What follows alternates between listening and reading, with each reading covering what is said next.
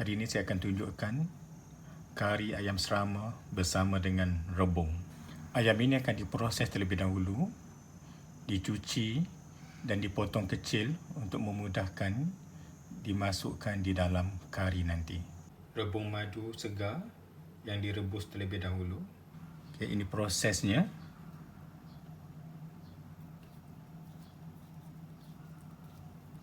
Okay, kita pusing di sebelah belakangnya.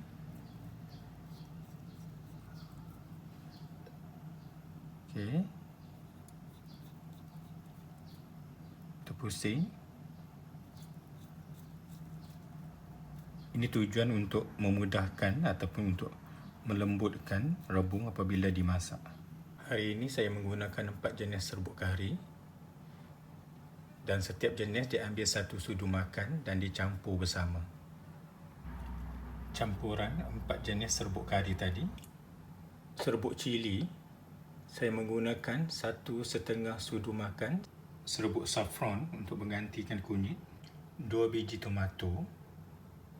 1 biji akan digunakan untuk menumis, untuk memekatkan kuah, dan 1 biji akan diletakkan di akhir untuk mencantikkan kari.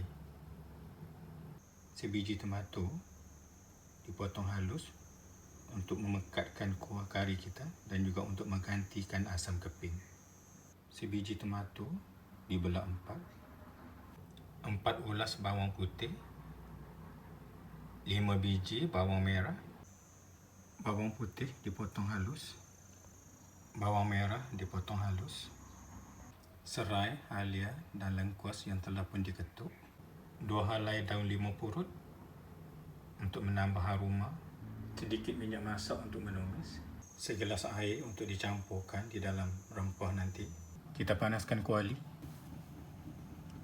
Masukkan 4 hingga 5 sudu minyak masak.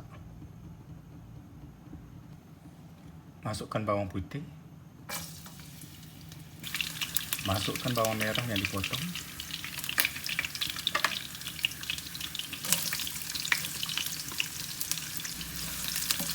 Kita biarkan bawang ini layu ataupun kekuningan. Bawang ini berperanan untuk memaniskan kuah kari kita nanti. Masukkan daun kari.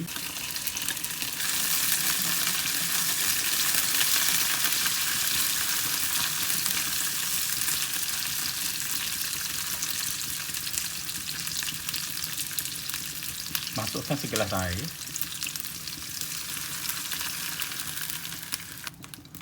Masukkan serbuk kari 4 sekawan.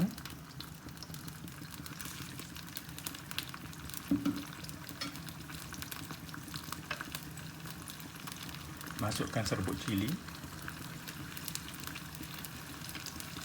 Tujuan memasukkan air terlebih dahulu adalah untuk mengelakkan daripada rempah kita menjadi hangus di dalam minyak.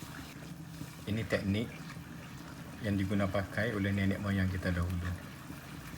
Kita biarkan rempah ini menggelegak dahulu ataupun masak ataupun pecah minyak. Kita masukkan serai yang diketuk, halia yang diketuk dan lengkuas yang diketuk. Kita biarkan serai, lengkuas dan halia mesra bersama dengan rempah ratus kita tadi. Masukkan tomato yang dipotong ataupun dicincang.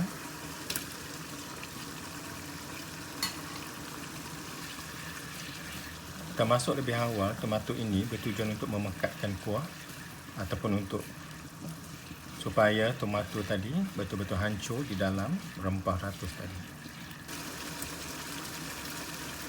Jangan lupa masukkan serbuk saffron 1 sudu teh. Saya menggunakan serbuk saffron untuk menggantikan serbuk kunyit. Jangan lupa saffron mempunyai banyak khasiat di dalam makanan. Tujuan kita memasukkan serai, lengkuas dan halia yang diketuk adalah untuk membantu mengurangkan bau ayam yang dimasukkan nanti. Pastikan api jangan terlalu kuat untuk menghasilkan tekstur kari yang lebih cantik. Rempah kita telah pun pecah minyak ataupun telah pun berminyak. Bolehlah kita masukkan rebung lebih awal supaya rebung madu ini lembut dan mesra bersama dengan bahan rempah tadi. Kita gaulkan dahulu supaya rebung mesra bersama dengan rempah tadi.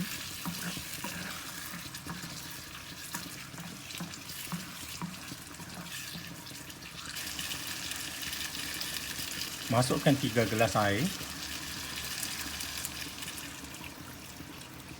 Melentur gula biarlah dari rebungnya.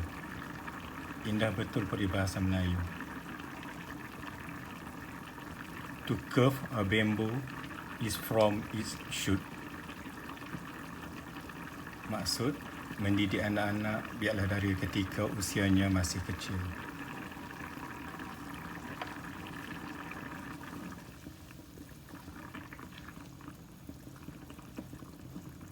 Jadi adik-adik bolehlah belajar memasak bersama dengan ibu-ibu, ayah-ayah kita di rumah.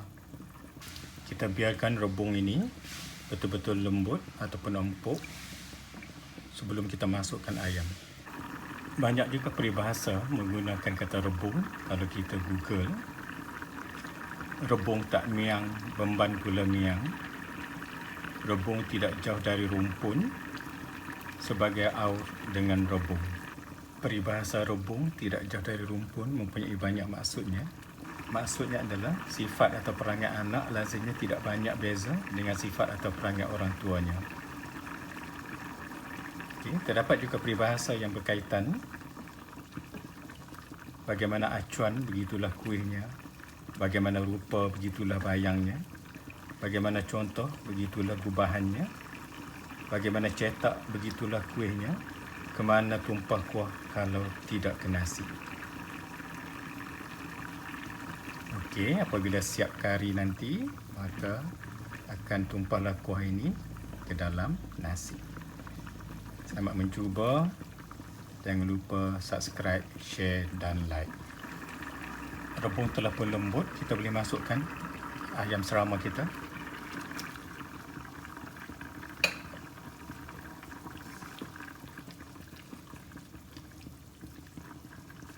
Ayam serama ini banyak khasiat di dalam perubatan. Untuk menambah aroma, kita masukkan 2 helai daun limau purut yang dibuang tulang terlebih dahulu. Tujuan kita buang tulang adalah untuk mengelak daripada kuah menjadi pahit.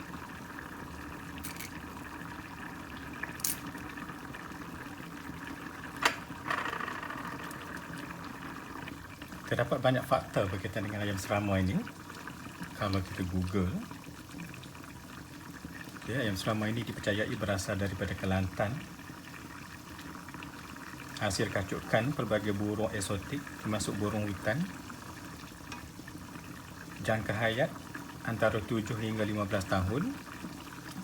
Berat ideal adalah 500 gram ke bawah. Ciri istimewa ayam serama ataupun ayam katik ini adalah ekor lentik, berdada tegak dan kepak lurus ke bawah.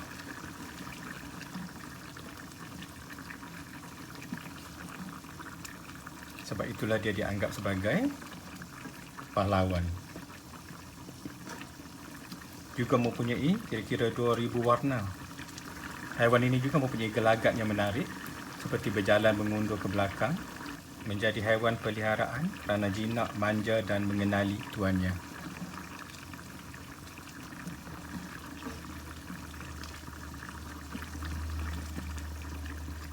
Ini hasil ayam serama yang dipelihara di kampung halaman saya. Masukkan sedikit garam. Jangan masukkan garam terlalu awal.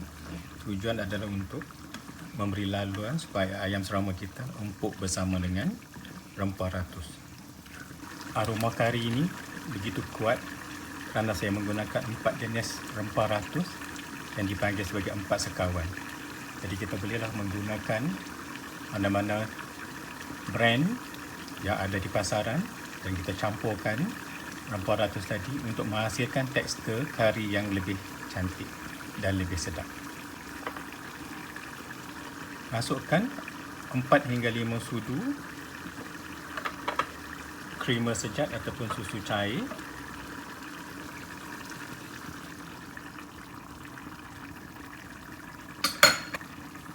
Masukkan tomato yang dibelah ataupun dipotong 4.